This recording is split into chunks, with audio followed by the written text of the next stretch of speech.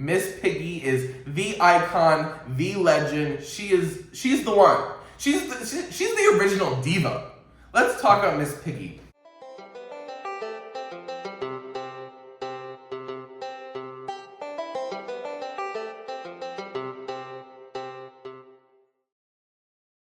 Howdy friends, my name is Christian Vitek. Ooh, what is my name? What is my name? My name is Christian Vitek, and welcome to Seat at the Table, a podcast where I talk about everything and anything in my life, and I invite you, the people, America, to pull up a seat while I put everything out on the table. Today, sorry, how rude of me. How are you today? How are things? How's life? It's so great to see you again. And now we're gonna talk about me. So today, I got a haircut.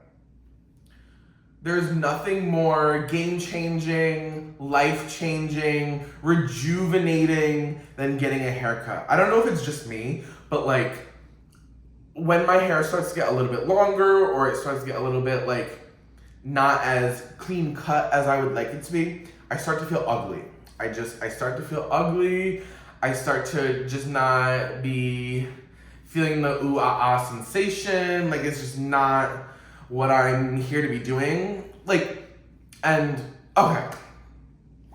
So I went to a new hairstylist for the first time today. And that's always like anxiety. Like, I am booking the appointment with anxiety. I am walking there with anxiety, and I am opening their front door with anxiety, because I don't know what you're about to do to my hair. Like, am I walking into a place that is going to make me look like I am going into the army, a buzz cut? Not for this hairstyle. Am I walking into somewhere that is going to leave my hair too long? And so I'm gonna have to go either again in like 2 weeks and get my hair cut again?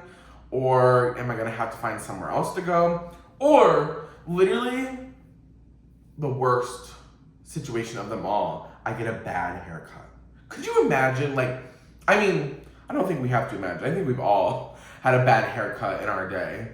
So I went to this place for the first time, and I walk in and I don't know what I'm expecting. So I walk by the place when I'm on my way to work in the morning, and so I'm like, oh, okay, it doesn't look too bad, you know what I mean? But I just wasn't too sure of the experience level of those working there. And honestly, the haircut is giving. And so I'm used to kind of a more mom and pops or small businessy type of feel to when I'm getting my haircut in the salons, their barber shops that I go to. And so I walk into this place and it's giving corporate. I don't know how else to describe it. It's giving corporate, it's giving chain, it's giving, there's a lot of these. And the product is selling in the front little place where you first walk in. And so I'm okay, I'm always a little bit more nervous when it's kind of on the corporate-y side, but I was I signed up, can't cancel, I need to get my hair cut, let's do this. And so I walk in and I'm greeted by the people at the front desk, and they're yep, confirm my appointment. Let's get you a seat while we wait for your stylist to come. And I'm okay, yeah, expecting a normal seating area kind of deal, the little magazine on the table next to you and you're waiting. Tell me why, which was crazy. I've never had this experience before. Tell me why, as the receptionist or the guy that was working the front desk, he was walking me to the seating area, and he was what do you want? Tea, coffee, a mimosa, wine? I'm girl, it is 11 a.m. Granted, it is a Saturday, but 11 a.m. nonetheless. And I'm walking in here to get my hair cut. You expect me to be throwing back mimosas or wine at 11 a.m. in a salon? Next time, maybe. Next time, maybe. But today, I got all the nerves. And I must have looked at him like he had 3 heads. Because I was no, I'm good. Like, I was so caught off guard with him asking if I, like, and the list got progressively crazier. Cause like, okay, coffee, everyone has coffee. Tea, okay, like you have more accommodations for people who might not enjoy the typical coffee Keurig kind of vibe. Mimosa, and then I start like, and then I start becoming, in my brain, cerebral, yeah. And I'm like, a mimosa? Like, what? And then he finishes off with wine. And I'm like, there is no way you're about to pour me a whole glass of wine and hand it. Like, and so as much as I'm looking at him like he has 3 heads, he's looking at me as if I'm like a deer in headlights. Like, I'm like, no, I'm good. Like, it kind of like I'm just here for a haircut kind of vibe. But they were trying to give me the full package. And like, I have to wonder. I bet you it was complimentary, but imagine they try to like tack it onto my bill at the end. You never know. So whatever, like, it was giving a good haircut experience. I was not ready for as good of an experience as they were ready to provide, but it was giving. The haircut was good. My hairstylist was great. Reception was great. And so I got my haircut. And I'm loving it. And it's giving exactly what I needed to give. So that's the haircut. Now let me address the biggest elephant in the room. We have removed the candlestick. It was a fire hazard. It was dangerous. It could have hurt me really bad. I knocked it off in the first episode. She's no longer with us. And another addition, a water bottle. Y'all, talking to you guys for 20 minutes straight, I'm parched. I am thirsty and I need some water. And for all of you people into ASMR, do not be listening to my drinking sounds. Save that for the slime videos on your Instagram and TikTok. So, I think I removed something else too. What else was tall over here? It was the candlestick. And something else got removed from over here. But this is where we're at with the table. And actually, it was kind of funny. So, obviously, trinkets, doodads, we love the table. My friend messaged me and was like, we need to send you something for the table. So if any of you want to send me something for the table and be featured in my YouTube video, feel free. Like, subscribe, comment. Comment right now. What would you add to the table? Let's get some audience participation, some interaction between us, as if we are truly sat at the table. What would you, the person on the other side of this table, add? What would you bring? Would you bring a dialogue, a conversation, a trinket, a doodad? What would you bring? So that's the table. That's where we're at with the table. She's gonna grow. She's gonna take on a life of her own, but for right now, this is where we're at. Okay. Haircut, the table. Let's talk about Shrek. Like, let's do it. Why not? Why not talk about Shrek? So they just announced that they're making another Shrek movie. Shrek number 5. Shrek 5, actually, for me to be truly correct. And I have to wonder, like, this might be a controversial opinion, but do we need it? Like, let's discuss. Do we need Shrek 5? I am worried about the ability for them to capture the comedy, the age in which Shrek was originally created, and a good enough plot line to warrant it coming back. And obviously these babies are probably going to be old. Like, let's talk about it. Are the kids going to be grown? Are they still babies? Where are we leaving off? Where are we picking up? Like, what's going on? Because the original, like, the first 2 Shrek movies, like, so good. They were literally like generation defining, culture changing, and smart. Like I talked about in one of my last videos, when movies are smart and they have writers behind the scenes that are making plot lines that not only stimulate maybe like a child's brain, but also an adult's brain, kind of like SpongeBob in a sense, where you have those smart kind of layered jokes where, people of all ages are going to laugh at them. Shrek perfected that. It was a beautiful, and to build out a universe that is, in the age of like Disney princesses, to build out a universe that is so satirical, that's so opposite that's so like making fun of the whole shebang of Princess Landia. The first two were just amazing. And then you kind of get into like 3 and 4, and you know that they're kind of, at that point they start getting money hungry, okay? Let me just put it out on the table. Like, when movies and like a series of movies, a trilogy, whatever you want to call it, when the movies are good in the beginning, they have a huge audience reaction, people love them, and then people start getting greedy, and they're like, let's make another 5 movies, and then you ruin it.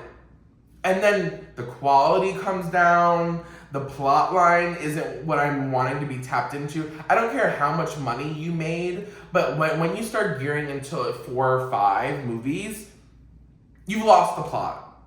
And while we're talking about this, let's also talk about we are living in the time of remakes, the time of sequels, the time of prequels. Where is the original content? Where is the original content? I love a remake. Like Hocus Pocus 2, it was good. I'll give it to you. It was good. Now, does that necessarily mean that I needed it? I don't think so. I think I could have lived with just Hocus Pocus. And now they're saying Practical Magic 2. They're saying The Devil Wears Prada sequel. Girl, these are classics. These are movies that I watch once a year. I know what's gonna happen, and I'm still locked in every time I'm watching them. And for something to have to live up to the mountain of what a Practical Magic, of what The Devil Wears Prada, what that is, that's a hard sell. And so you're almost never going to be able to get better. Honestly, get better than what you did the first time.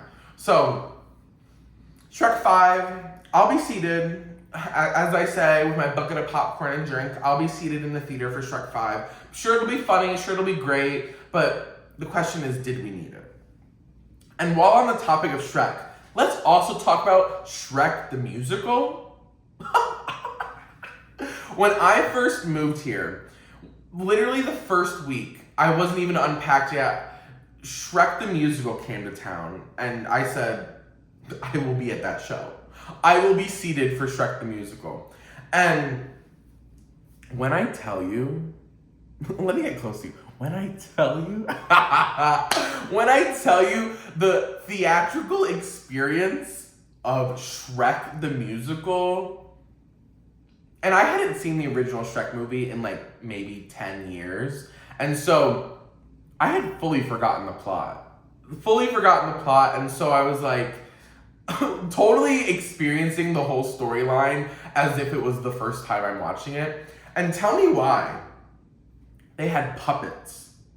And there's something about puppets and like adjacently Muppets, like, let's talk about it. There's something about puppets / Muppets that enhance the experience. If there is a puppet present in a stage show, in a TV show, like, it's just camp. Like, if there is a puppet, I'm tapped in. I'm like, wow, what the hell is going on with this puppet? And so they had like so they had a baby Shrek puppet where he was like a young boy with his parents and like and I think the parents were puppets too. And like his like, and I'm like, this is crazy! I don't know. I'm not relaying the intensity of which I felt about these puppets, but they were crazy. And then they had, so there's a scene in Shrek the Musical where Fiona's in her tower, she's been there for years, and so the song kind of chronicles her time from being locked in the tower when she's younger to now kind of present day Fiona that we all like know. And like as she's aging, so in Shrek the Musical they have a young Fiona, like a teenage Fiona, and obviously the actress who is going to play the live Fiona in the entire show. Tell me why the young Fiona and the middle-aged Fiona, they were also puppets. They were puppets. And I don't know, we might have spent too long talking about puppets, but there is just something, like, let's talk about Coraline. Like, a puppet, I mean, I guess that's claymation, but if you have button eyes, you're in the Puppetverse. If you have button eyes, you are in the Puppetverse. You want to know what we're doing today? We're establishing the Puppetverse. Comment below your top 3 puppets. Top 3 puppets, go. Miss Piggy. Like, Miss Piggy, top of the list. There is no puppet out there. And excuse me, it might be like kind of derogatory to be calling Muppets puppets, but I don't know the whole shebang between the two. It's giving West Side Story. You know what I mean? So, okay, top tier puppets, Miss Piggy. Miss Piggy is the icon, the legend. She's the one. She's the original diva. Let's talk about Miss Piggy. Have you ever seen the vintage photo shoots of Miss Piggy, and then having Chapel Roan be inspired by those vintage photo shoots and making it her album cover? Okay, I have to save Chapel Roan for another episode because I feel like we really need to take the whole episode to talk about Chapel Roan, but Miss Piggy, number 1. Number 2, I don't know any of the other puppets. I think I could only... Number 2, the Shrek the Musical puppets. I don't know. What are famous puppets? I can only think of Muppets. So let's rank Muppets. You have Miss Piggy, number 1.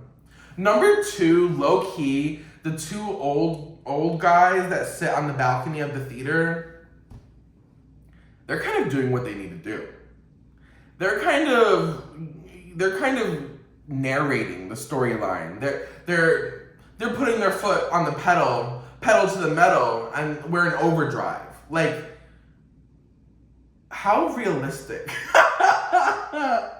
are those? Like, imagine just, old people in the opera giving their opinion, and they think that, like, this classical show that's happening, that they need to say their opinion. They are chef's kiss. Number 2, the 2 old guys. The 2 old Muppets, excuse me. And then number 3, I don't know. You start to get into 3 category and you're in danger zone a little bit. You have Gonzo, you have Fozzie Bear, and low-key, I know I haven't mentioned Kermit, but what is Kermit doing? Is Kermit doing it for us? I'm sure. Leading man, let's refocus the Muppetverse. Let's refocus it on Miss Piggy. I think they led wrong with putting Kermit as the lead in the Muppetverse, and they should have had Miss Piggy be the lead. But that's just my personal opinion. Yeah, Kermit, I don't know. I was a Kermit stan when I was younger. I'd watch all the movies, I would tap in, like, I would be there. But what's the story now? What are you bringing to modern times? Are you on an iPhone? Are you... I don't know. You sit on a log and you play the banjo, which honestly, now that we're talking about it, if you're playing the banjo, that's kind of camp. Okay. So yeah. 3rd tier, you have Kermit, you have Gonzo, you have Fozzie Bear, Swedish Chef. Girl, honorable mention to Swedish Chef. That girl is crazy. Swedish Chef, nuts. Who was designing these Muppets? Because let's talk about the personality and character development of them and what went into... Because they are very thought out, very specific characters, all of them. And the planning must have been very in-depth. So that's how we're feeling about Puppets and Muppets and Shrek 5 and anything else I may have mentioned. I just talked for a really long time. And honestly, that's what we have to do. That's what we have to do here. When we're tapped in, when we're locked in, when we're talking about the Puppetverse. And like nowadays, puppets were Gremlins puppets. What's her name? From the green girlie with the laid hair and the ears, and she had lipstick on. I know she had lipstick on. That red lip. Is she a puppet? Would we, or like, is that kind of like a figurine kind of deal? Where's the line? Where do we draw the line on puppets? Does it need a hand? Because I don't think the Muppets, maybe that's why the Muppets aren't puppets. Oh, well actually they might have hands. I don't know. Because I know you have to go like this to do their arms.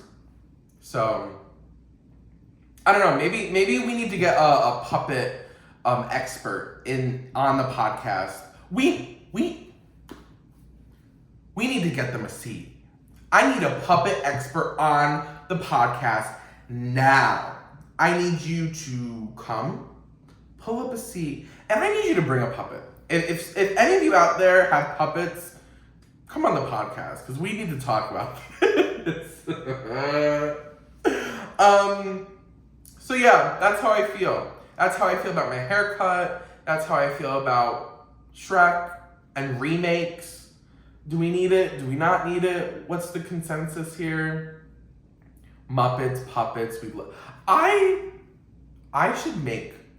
Oh, that would be a YouTube video idea. I should make my own puppet. And actually, when I was younger, I went to 4-H camp. Oh my god, 4-H camp. Ah, y'all, not that again. Okay. I thought the candle was gone. We were good. When I was younger, I went to summer camp and I signed up for the arts and crafts class. And tell me why they had us making sock puppets. Do sock puppets count in the Puppetverse? Are they looked down upon because they're made of socks and they don't have the hand and little things to move the arms? Are sock puppets the animal to the human regular puppets? What is the Puppetverse? What is it? We need to. We're gonna flesh it out. We're gonna flesh out the Puppetverse at some point. But I made this sock puppet called Socko. And tell me why I acted as like an emotional support puppet. Because I was young, I was away from my family at a summer camp. Like, when you're young, you have nerves anyway. And so I would be like, damn, Socko's here. If no one else is here at camp to support me, I know at the end of the day, Socko is there for me. I'll have to try to find a picture. I don't know if I have a picture anymore, but I think I still have Socko at home in my storage crate. So shout out Socko. You eat. All right, friends. That's the podcast for today. Thank you so much for pulling up a seat to the table. I please ask of you, just one simple ask, if I may. Please like, subscribe. We have a goal of 1,000 subscribers. And if we can't hit that, I might just have a silent tear roll down my cheek. So like, comment, subscribe, share on your social medias, send it to your friends. If you have people in your life that own a puppet, that love puppets, that watch the Muppets, send them this video. This content is micro niche for them, and tell them to subscribe. All right, I will catch you in the next podcast episode. Like, comment, subscribe. Bye, friends.